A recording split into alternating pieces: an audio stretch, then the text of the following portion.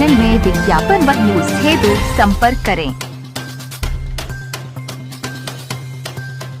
UP industrial consultant limited Lucknow के तत्वाधान में महिला सशक्तिकरण स्वरोजगार प्रशिक्षण चतुर्थ दिवस के अवसर पर Narayan college of science and arts Etawah के अध्यक्ष इंजीनियर हरिकिशोर तिवारी ने बताया, मिशन शक्ति के माध्यम से सरकार की सारी कार्य योजनाओं को यूपी कान के अंतिम पायदान तक व लाभार्थी तक पहुँचाया जा रहा है। बहुत सारे क्षेत्र अभी भी ऐसे हैं जिसमें सिर्फ 25% की भागीदारी या 20% की भागीदारी रहती है।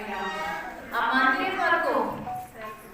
बहुत से क्षेत्र ऐसे हैं जिसमें हमने अपने आप को अभी भी रोक रखा है। किचन से लेकर के और सरकार तक की रास्ते को सफर करने की जिम्मेदारी हमारी होती है।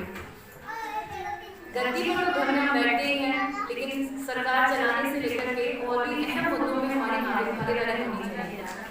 जब हम एक घर की कुशल गृहिणी हम बन सकते हैं, तो मुझे लगता है राष्ट्र को चलाने के लिए जितनी जिम्मेदारियों को वहन करना होता है वो भी हम लोग कर सकते हैं। तो मिशन शक्ति कहा जाए तो कोई नारा नहीं है, जिम्मेदारी है और जिम्मेदारी को आपको बखूबी समझना होगा। किसके लिए? किसी और के लिए नहीं, खुद के लिए। तो जिस तरह के ये अभियान चलाया जा रहा है, जो कार्यशालाएं चलाई जा रही हैं, इसका सबसे जरूरी अहम हिस्सा ये है कि जो भी आपको सिखाया जाता है वो सिर्फ किताबों तक ही सीमित नहीं रहना चाहिए, वो आपकी जीवन शैली में भी उतरना चाहिए।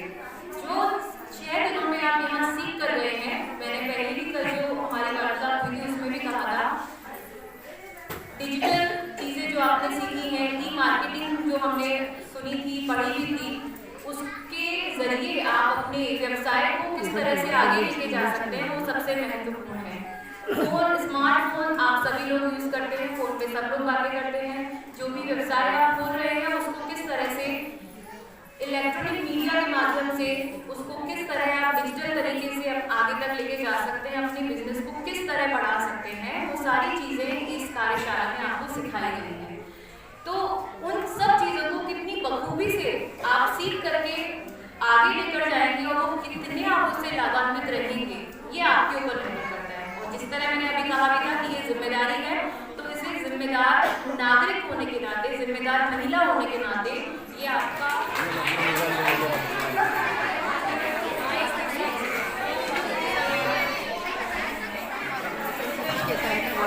तो इसमें मेरा संदेश महिलाओं को यही है कि वो आगे वो छोटे छोटे जो रोजगार की बातें हैं वो अपने जीवन में उतारें और स्वावलंबन की भावना से प्रेरित होकर अपने जीवन में स्वावलंबित हो और कुछ नए नए छोटे छोटे रोजगार हैं जो उनको स्वावलंबन देंगे तो उसको करें। तो ये बहुत ही अच्छी बात है। मेरी यही उनसे अपील है कि कुछ न कुछ छोटा रोजगार, क्योंकि देखिए जब आप आर्थिक रूप से सबल होते हैं तो मतलब बहुत ही आगे बढ़ते हैं और महिलाओं को आर्थिक रूप से सबल होना बहुत जरूरी है।